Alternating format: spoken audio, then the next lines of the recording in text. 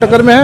एक वो तो मुसलमानों का कोई भी मुद्दा होता है, MIM के अलावा कोई भी नेता या कोई बड़ा लीडर कोई बोल नहीं पाता कि मुसलमान बस दरी बिछाने के लिए है, बताओ, या मुसलमान इनकी गुलामी करने के लिए। अगर मुसलमान अपने इख्तियार की, अपने हक की आवाज़ मांगता है या ये कहता है भैया हमारे साथ हक करो, तो उन्हें बोलते हैं बी टीम, या उन्हें उठाकर जेल में डाल दिया जाता है। नरसिम्हन जैसा आतंकवादी वो खुलेआम घूम रहा है, अगर मुसलमान कोई कुछ बोलेगा या दलित बोलेगा सीधा अंदर डाल देंगे। अब मुसलमान का दलित का मुसलमान दलित दोनों मिल गए। अब उसका जो प्रत्याशी है AIM से रवि कुमार गौतम, वो अपनी मजबूती के साथ खड़े हैं, इंशाल्लाह जीत है MIM। आज तक वहाँ किसी भाजपा प्रतिनिधि का एक भी पत्थर निधि का नहीं मिलेगा मुस्लिम क्षेत्र में, प्याला भट्टा हो, मिर्जापुर हो, पर्सनल निधि का, मेयर छोड़ के। मेयर तो नगर निगम की मालिक, मतलब भेदभाव हो रहा है मुसलमान। हाँ, बिल्कुल बिल्कुल। भाजपा तो हमेशा देखो भेदभाव की राजनीति करती है। और बीजेपी ने तो देखिए विकास का क्या, ये बीजेपी का गढ़ है। यहाँ 36 साल से नगर निगम में इनका कब्जा है। आप देखिए 36 साल में 2 बूंदें पड़ती है, गंगा जल शहर बन जाता है। दूसरी मैं आपको एक बात और बता दूं, जो यहाँ से पहले विधायक थे, मंत्री रहे हैं, वो शिक्षा का हब चलाते। मैं जानना चाहता हूँ आपके माध्यम से, क्योंकि चौथा स्तंभ है जो मीडिया है, मैं जानना चाहता हूँ कि किसी एक बच्चे का उन्होंने एडमिशन फ्री कराया। इत्तेहाद कायम करें, हम एकजुट हो जाएं। जो लोग सपा बसपा या कांग्रेस पार्टी जो मुसलमानों की वोट लेकर सरकार बनाकर जो है सरकार बनाती आ रही है पहले से, अब ये जो है नीति ख़त्म करके अब अपना जो है अपना इत्तेहाद करें और ओवैसी साहब के हाथ को मजबूत करा हो। तो आप मुझे बताइए, मुस्लिम क्षेत्रों में आप पूछिए किसी मुस्लिम क्षेत्र में कोई काम हुआ, विधायक जी विधायक ही रहते हैं, कोई काम नहीं हुआ, भेदभाव है, कोई काम नहीं हुआ। आदाब दोस्तों, मैं आपके साथ जफर सिद्दीकी, आप देख रहे हैं द लाइक इंडिया। मौजूद इस वक्त में गाजियाबाद में एक सीट जो है कि शहर सीट है, वहाँ पर चुनाव है और उपचुनाव है, यानी कि आज उत्तर प्रदेश की 9 सीटों पर जो है उपचुनाव है। महाराष्ट्र में आज चुनाव है, झारखंड में चुनाव है, इन तमाम जगहों पर चुनाव है। लेकिन क्या कुछ होगा, यानी कि आज शाम के बाद जो है बहुत सारे लोगों की जो है किस्मत का फैसला EVM में कैद हो जाएगा और 2 दिन के बाद जब रिजल्ट आएंगे क्या कुछ होने वाला है। गाजियाबाद की जनता हमारे साथ मौजूद है, शुरुआत करते हैं, बातचीत करते हैं कि क्या माहौल है, क्योंकि यहाँ के जो विधायक थे ये सीट इसलिए खाली हुई कि वो सांसद बन गए, कितना कुछ काम हुआ था। शुरुआत करते हैं, इधर आ जाइए। कैसे देख रहे हैं गाजियाबाद का चुनाव, किस तरीके से हो रहा है और क्या कुछ मुद्दे हैं गाजियाबाद? देखिए जी, मुद्दे तो गाजियाबाद के अंदर बहुत हैं। पहले हमारे यहाँ विधायक रहे माननीय अतुल गर्ग जी, जो आज सांसद हैं, उनके कार्यकाल में 5 साल करीब 2.5 साल रहे वो विधायक, उससे पहले विधायक ही थे। उनके कार्यकाल में आज तक यहाँ एक ईंट नहीं लगी। हिंडन बिहार में, हमारा क्षेत्र छोटा सा हिंडन बिहार है, एक ईंट नहीं लगी। अब आ जाओ, जो अब चुनाव चल रहा है, इस चुनाव में त्रिकोणीय मुकाबला है। हाँ, त्रिकोणीय मुकाबला हो रहा है, मतदान कई सारी पार्टियों को हो रहा है। और जो हम देख रहे हैं यहाँ सिर्फ जो फाइट चल रही है भाजपा और समाजवादी पार्टी गाजियाबाद के अंदर। मैं ये नहीं कह रहा कि मैं समाजवादी को सपोर्ट करता हूँ, लेकिन जो दिखाई दे रहा है वही मैं आपको बता रहा हूँ। और जो ज़मीनी स्तर के मुद्दे हैं, ज़मीनी स्तर के काम हैं, छोटे छोटे क्षेत्र हैं, उन क्षेत्रों में विधायक यहाँ जो प्रत्याशी होते हैं, भाजपा का तो कोई मतलब ही नहीं आने का। भाजपा के प्रत्याशी कभी मुस्लिम क्षेत्र में नहीं आते। वो क्यों नहीं आते वो बेहतर जाने।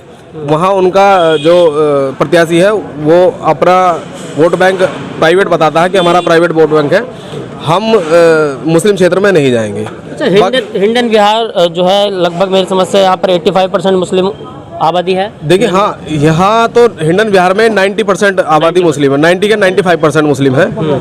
लेकिन यहाँ आखिर भाजपा के प्रत्याशी, भाजपा के उम्मीदवार क्यों नहीं आते? ये कभी आपने सोचा है? भाई मीडिया से हो आप भी इस चीज़ को सोच सकते हो। जब मुस्लिम समाज भाजपा को सपोर्ट करता है, मुस्लिम समाज भाजपा के संगठन से जुड़ा हुआ है, क्या भाजपा का अधिकार नहीं है कि मुस्लिम क्षेत्र में जाकर अपनी प्रचार करें? भेदभाव होता है आपके साथ? बिल्कुल सीधा भेदभाव है, हमें दिखाई देता है, हमारे साथ होता है भेदभाव। विकास के नाम पर भी भेदभाव हो रहा है? बिल्कुल, विकास के नाम पे यहाँ एक ईंट नहीं लगी। 2 साल हो गए यहाँ पार्षद आए हुए, यहाँ एक ईंट नहीं लगी। नाली तक साफ नहीं होती, नाली खड़ंजे सब टूटे पड़े हैं। बनवाने के लिए चले जाओ कि जी फंड नहीं है, कुछ नहीं होता। तो मतलब बदलाव की उम्मीद से इस बार वोट किया है आप लोगों ने? देखिए, बदलाव की उम्मीद से तो हम वोट करते हैं और करते रहेंगे। एक दिन ऐसा आएगा कि बदलाव होगा जरूर, और अब नहीं, 2027 में बिल्कुल बदलाव होगा। भाजपा की जगह दूसरी सरकार आएगी और हमारे क्षेत्र में छोटे छोटे क्षेत्रों में काम होगा। चलिए, तो बदलाव की उम्मीद से आप लोग वोट कर रहे हैं इस बार? जी हाँ, बिल्कुल समाजवादी सरकार आएगी और पूरी बहुमत से आएगी इंशाल्लाह। अच्छा, वैसे वोट डालते समय क्या कुछ याद रहा? मुद्दे, मतलब बेसिक मुद्दे क्या थे आप लोग? देखिए, बेसिक मुद्दे क्या होंगे? एक नॉर्मल जो नागरिक है उसके बेसिक मुद्दे क्या होंगे? आज सब सक्षम है, खाना कमाना सब अपना कर रहे हैं, लेकिन जो ज़मीनी स्तर का काम है उस पे किसी नेता का नज़र नहीं है, कोई नेता नहीं देखता उसको आगे।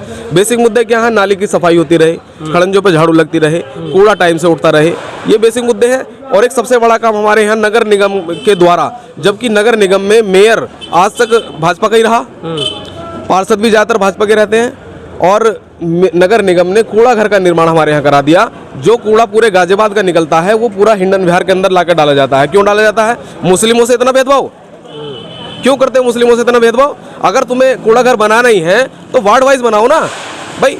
कवि नगर, गांधी नगर, नेहरू नगर, इंदिरापुरम, वैशाली, इस जगह हर वार्ड में बनाओ, हर वार्ड के हिसाब से हर वार्ड में कूड़ा घर बनाओ ना। हिंडन विहार के अंदर कूड़ा घर क्यों बना दिया आपने? सबका कूड़ा मुसलमानों के एरिया में लगा, सबका कूड़ा हिंडन विहार में आता है। मुस्लिम क्षेत्र आबादी है, क्यों आता है भाई? और हमारी सुनवाई क्यों नहीं कर? 3 साल से हम इसकी लड़ाई लड़ रहे हैं, हमें मना कर दिया जाता है, डांट के भगा दिया जाता है। क्यों नहीं कर रहे भाई हमारी सुनवाई? सिर्फ मुसलमान है, सिर्फ इसलिए नहीं कर रहे? मुसलमानों का आखिर रहबर कौन है? आप बनना क्यों नहीं चाहते? अच्छा, बैरिस्टर असदुद्दीन ओवैसी के भी कैंडिडेट यहाँ पर हैं, रवि गौतम चुनाव लड़ रहे हैं, किस तरह की मतलब लग रहा है कि फाइट में है वो? देखिए, हिंडन विहार से तो मुझे लगता नहीं, लेकिन और जगह से जो सुनने में आ रहा है, और जगह से उनकी शायद वोटें आ रही हैं। हमारा जो सुने, हमारी जो आवाज़ उठाए, उसको हम जिताएं भाई। आज यूपी के अंदर जो अखिलेश यादव हैं, मुसलमानों का वोट बैंक है उनके पास, मुसलमानों के लिए बोलेंगे और तो वोट पाएंगे, सीधी बात है। चलिए, क्या लग रहा है कि अब इस चुनाव से यहाँ पर जो चुनाव हुए हैं, अब इस चुनाव से माननीय अखिलेश जी को भी पता लग जाएगी कि मुसलमान कितना उनकी तरफ है। गाजियाबाद उपचुनाव है ये शहर में, इससे पता लग जाएगी अखिलेश जी को कि मुसलमान कितना उनकी तरफ है। मतलब क्या मुद्दे क्या रहे इस बार वोट करते समय? शिक्षा और बेसिक चिकित्सा, मुद्दा। शिक्षा और चिकित्सा, रोजगार नहीं है कुछ, इस सरकार ने कोई नौकरी नहीं दी। बताइए, पुलिस भर्ती के नाम पर कोई भर्ती हुई हो तो आप मुझे बताओ। आप कोई विधायक, मेडिकल सांसद कॉलेज, बन गए। कोई विधायक का प्रमोशन हो रहा है भाई, सांसद विधायक बन गए। जी सांसद बन गए हैं। विधायक जी ने विधायकी रहते हुए भी कोई काम करा हो तो आप मुझे बताइए। मुस्लिम क्षेत्रों में आप पूछिए, किसी मुस्लिम क्षेत्र में कोई काम हुआ हो? विधायक जी विधायकी रहते हुए भेदभाव हो रहा है कोई काम नहीं हुआ। भेदभाव है, कोई काम नहीं हुआ। मुद्दा ये है कि शिक्षा और चिकित्सा तो जो मूलभूत सुविधाएं हैं जो हर इंसान को मिलनी चाहिए, हर गरीब नागरिक का अधिकार है, और हर नागरिक का अधिकार है शिक्षा और चिकित्सा, वो उसको मिलनी चाहिए। यहाँ मसला ये है कि इस जो चुनाव में वोट डालने का जो मुद्दा है वो ये है कि हम जो है इत्तेहाद कायम करें, हम एकजुट हो जाएं। जो लोग सपा, बसपा या कांग्रेस पार्टी जो मुसलमानों की वोट लेकर सरकार बनाकर जो है सरकार बनाती आ रही है पहले से, अब ये जो है नीति ख़त्म करके अब अपना जो है अपना इत्तेहाद करें और ओवैसी साहब के हाथ को मजबूत करें। अच्छा, और जो कैला भट्टा विधानसभा का मुस्लिम बहुल्य क्षेत्र है और सबसे ज़्यादा आबादी है, तकरीबन 70-75 हज़ार वोट हैं, वहाँ भी जो है इस टाइम ओवैसी साहब को जो है अच्छी वोट मिल रही है। तो मतलब जो मौजूदा विधायक सांसद बने हैं उनसे कहीं ना कहीं शिकायत है, उन्होंने काम नहीं किया अपने सीट? नहीं, दरअसल ये उपचुनाव है। विधायक जो बने हैं वो पहले राज्य मंत्री भी थे जी, पहले जो है अतुल गर्ग जी वो राज्य मंत्री भी थे, तो उनसे कोई वैसे शिकायत तो है नहीं। दरअसल बीजेपी पार्टी मुस्लिम क्षेत्रों में तो जाती नहीं, और आज तक जो है अपनी निधि से, मैंने आरटीआई भी डाली थी, उसके अंदर मेरे पास घर पे मेरे पास जवाब भी है, आज तक वहाँ किसी भाजपा प्रतिनिधि का एक भी पत्थर निधि का नहीं मिलेगा मुस्लिम क्षेत्र में। कैला भट्टा हो, मिर्ज़ापुर हो, पर्सनल निधि का, मेयर छोड़ के। मेयर तो नगर निगम की मालिक। मतलब भेदभाव हो रहे हैं मुसलमानों हाँ के हाँ हाँ, पास। बिल्कुल बिल्कुल। भाजपा तो हमेशा देखो भेदभाव की राजनीति करती है। चलिए, और भी तमाम लोग इस तरफ मौजूद है। क्या और बीजेपी ने तो देखिए, विकास का क्या, ये बीजेपी का गढ़ है। यहाँ 36 साल से नगर निगम में इनका कब्जा है। आप देखिए, 36 साल में 2 बूंदें पड़ती है, गंगा जल शहर बन जाता है। दूसरी, मैं आपको एक बात और बता दूं, जो यहाँ से पहले विधायक थे, मंत्री रहे हैं, वो शिक्षा का हब चलाते। मैं जानना चाहता हूँ आपके माध्यम से, क्योंकि चौथा स्तंभ है जो मीडिया है, मैं ये जानना चाहता हूँ कि किसी एक बच्चे का उन्होंने एडमिशन फ्री कराया हो, वो यहाँ से सांसद भी बन गए हैं। तो केवल और केवल ये हिंदू और मुस्लिम की राजनीति करते हैं। बातचीत करते हैं कि आखिर माहौल क्या है, क्या लग रहा है कि किस तरह का माहौल इस बार जो है गाजियाबाद के उपचुनाव में? तो इस गाजियाबाद में इस बार जो माहौल है वो अब जो टक्कर है बीजेपी के एआईएम की है। एमआईएम के अलावा और किसी की टक्कर है नहीं। एमआईएम टक्कर में? हाँ, बिल्कुल टक्कर में है।